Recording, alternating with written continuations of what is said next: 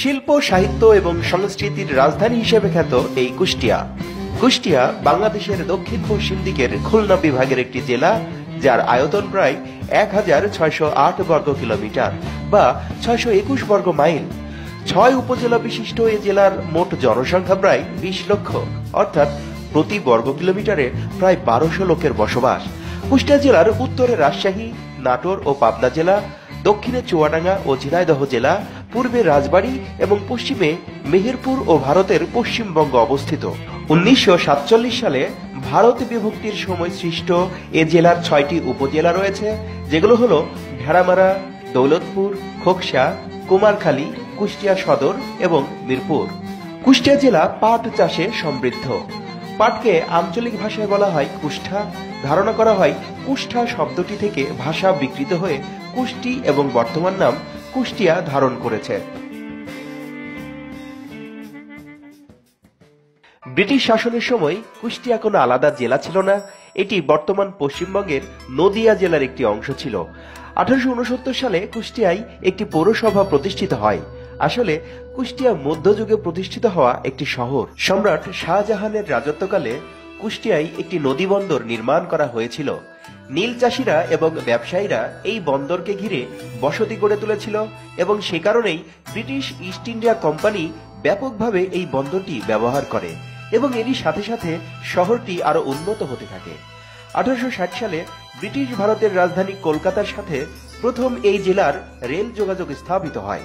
ফলে এই শহরকে কেন্দ্র করে অনেক বড় বড় কলকারখানা গড়ে ওঠে, যেমন ১৮৯৬ সালে জগনেশ্বর ইঞ্জিনিয়ারিং ওয়ার্কস, ১৯০৪ সালে রেনোইক অ্যান্ড কোম্পানি এবং ১৯১৯ সালে মোহিনী মিলের মতো কোম্পানি এখানে গড়ে ওঠে। ১৮৬০ সালে সারা বাংলা প্রদেশে নীল বিদ্রোহ ছড়িয়ে পড়ে। কুষ্টিয়া জেলায় এই বিদ্রোহের প্রধান সারির আন্দোলনকারী ছিলেন শালঘার মধুয়া। এই আন্দোলন ব্রিটিশ সরকারকে কর দেয়া থেকে বিরত থাকতে কুষ্টিয়ার কৃষকদের উৎসাহিত করেছিল। ফলে নীল চাষীদের জোরপূর্বক নীল চাষে বাধ্য করা যাবে না মর্মে একটি আইন পাশ করা হয় এবং এরই সাথে সাথে এ আন্দোলনের সমাপ্তি ঘটে। ১৯৪৭ সালে ভারত বিভক্তির সময় চুয়াডাঙ্গা এবং মেহেরপুর অঞ্চল নিয়ে কুষ্টিয়া আলাদা একটি জেলায় রূপান্তরিত হয়। ১৯৮৪ সালে চুয়াডাঙ্গা এবং মেহেরপুর আলাদা জেলা হিসেবে প্রতিষ্ঠিত হয়। প্রথমেই বলে রাখি, ১৯৭১ সালে বাংলাদেশের স্বাধীনতা যুদ্ধের সময় কুষ্টিয়া ছিল ৮ নম্বর সেক্টরের অধীনে। পাকিস্তান সেনাবাহিনীর ২৭ বেলুচ রেজিমেন্টের ১৪৭ জন সেনা সদস্য যশোর ক্যান্টনমেন্ট থেকে ১৯৭১ সালের ২৫শে মার্চ কুষ্টিয়ায় পৌঁছায়।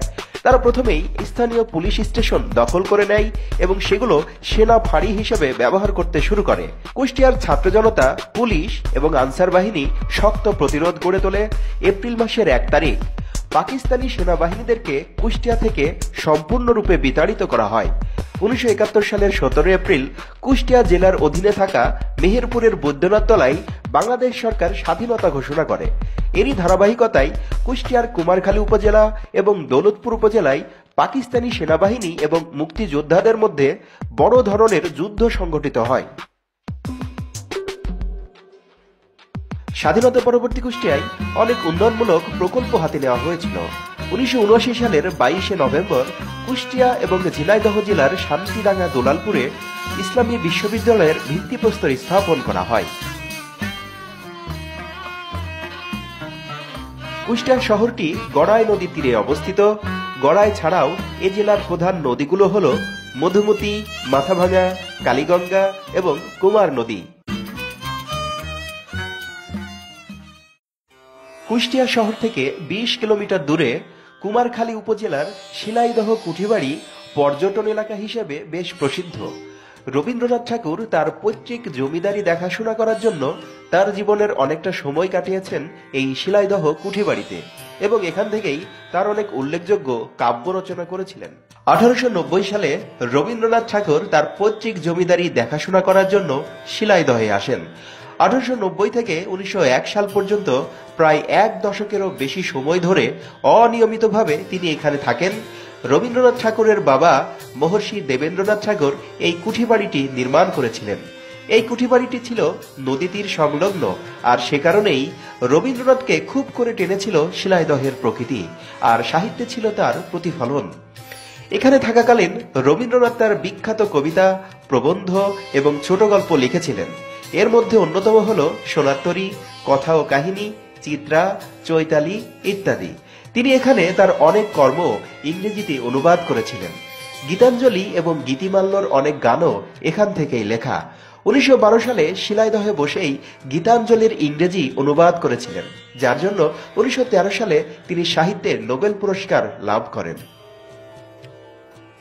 এখানে একটি জাদুঘর রয়েছে, রবীন্দ্র স্মৃতি জাদুঘর নামে। রবীন্দ্রনাথের ব্যবহার্য অনেক জিনিসপত্র যেখানে প্রদর্শিত হচ্ছে, যার মধ্যে রয়েছে তার পালঙ্ক, ওয়ারড্রব, লোহার সিন্দুক, তার বাধাই করা ছবি এবং ঠাকুর পরিবারের ব্যবহার্য নৌকা। 25শে বৈশাখ রবীন্দ্রনাথের জন্মদিনে প্রতি বছর 5 দিন ব্যাপী রবীন্দ্র স্মরণ উৎসবেরও আয়োজন করা হয়।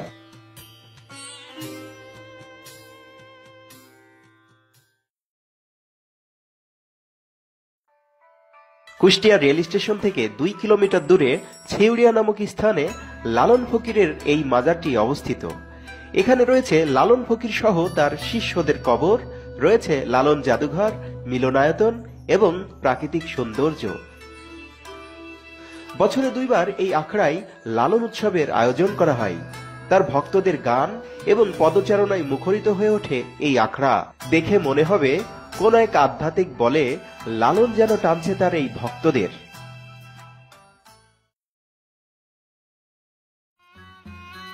বাংলা সাহিত্যের অন্যতম ট্র্যাজেডি গ্রন্থ বিষাদ সিন্ধুর রচয়িতা কালজয়ী কথা সাহিত্যিক মীর মোশাররফ হোসেন কুষ্টিয়ার কুমারখালী উপজেলার লাহিনীপাড়ায় তার জন্মভিটা ও মীর মোশাররফ হোসেন স্মৃতি জাদুঘরটি অবস্থিত।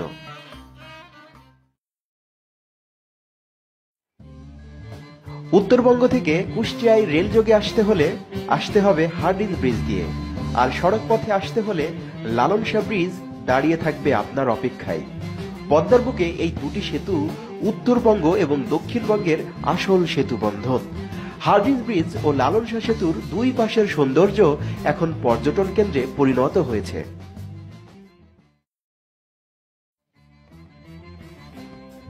হার্ডিঞ্জ ব্রিজের নামকরণ করা হয়েছিল ব্রিটিশ ইন্ডিয়ার গভর্নর জেনারেল লর্ড হার্ডিঞ্জের নামানুসারে।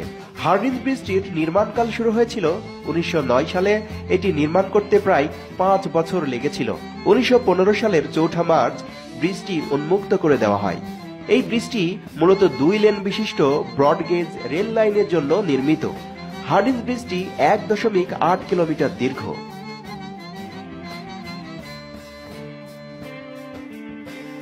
ফকির লালন শাহের নামানুসারে এই সেতুটির নামকরণ করা হয় লালন শাহ সেতু। লালন শাহ সেতুটির মোট দৈর্ঘ্য 1.8 কিলোমিটার। সেতুটি 2004 সালের 18 মে যান চলাচলের জন্য উন্মুক্ত করে দেওয়া হয়।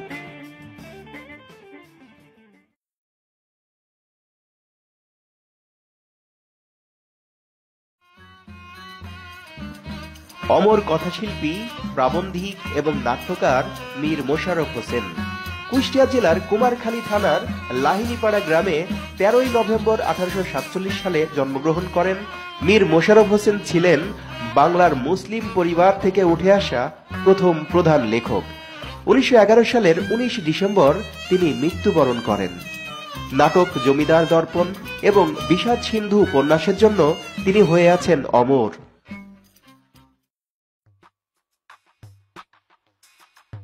কুষ্টিয়ার কুমারখালী উপজেলার কয়া নামক গ্রামে জন্মগ্রহণ করেন বিপ্লবী যতীন্দ্রনাথ মুখার্জি, যিনি বাঘা যতীন নামে সুপরিচিত। ব্রিটিশ শাসনের বিরুদ্ধে যেন বাঘের মতোই গর্জে উঠেছিল বাঘা যতীন। 1879 সালের 8 ডিসেম্বর কুষ্টিয়ায় জন্ম নেয়া বাঘা যতীন 1915 সালের 10 সেপ্টেম্বর পৃথিবী থেকে বিদায় নেন।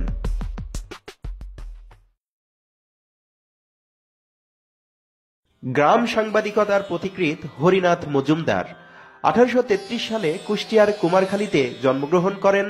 নিজ উদ্যোগে প্রকাশ করেন গ্রাম বার্তা প্রকাশিকা নামে পত্রিকা। সাহিত্যেও তার বিচরণ রয়েছে চোখে পড়ার মতো। বাংলা ভাষা, সংস্কৃতি ও সাংবাদিকতার অন্যতম পথিকৃৎ এই কাঙাল হরিনাথ মজুমদার।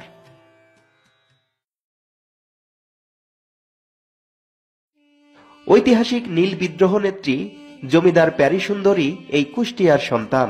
মিরপুর উপজেলার সদরপুর নামক স্থানে রয়েছে প্যারীসুন্দরীর বাস্তু ভিটা।